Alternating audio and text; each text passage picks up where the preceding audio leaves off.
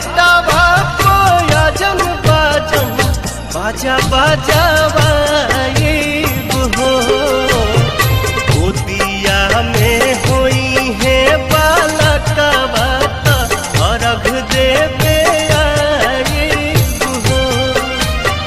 गोदिया में होई है बालकवा त अर्घ देवे आइब हो।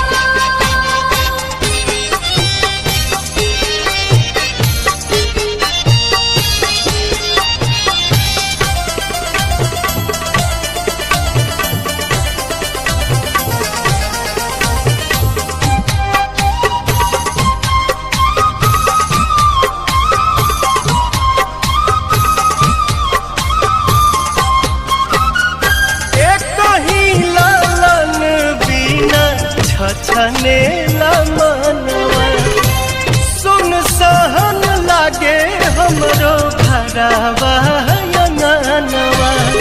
पूरी जहिया दिलावा के लाला सात जलसा कराइब हो। पूरी जहिया दिलावा के लाला सात जलसा कराइब हो। गोदिया में होई है बालकवा त खुशी भरावाइब हो। गोदिया में होई है बालकवा त अर्घ देवे आइब हो। जय छठी मैया, जय छठी मैया।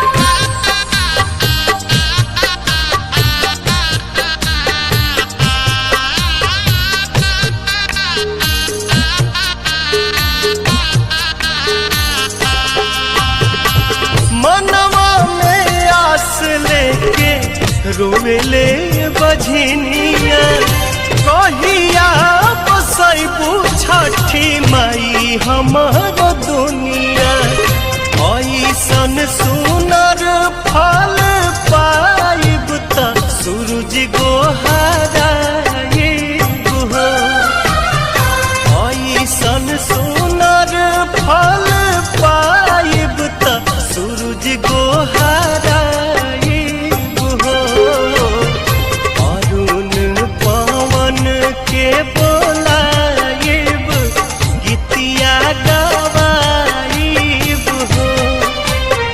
गोदिया में होई है बालकवा त अर्घ देवे आइब हो। छठी माई के घाटावा कोयजन बाजन बाजा बजावाइब हो।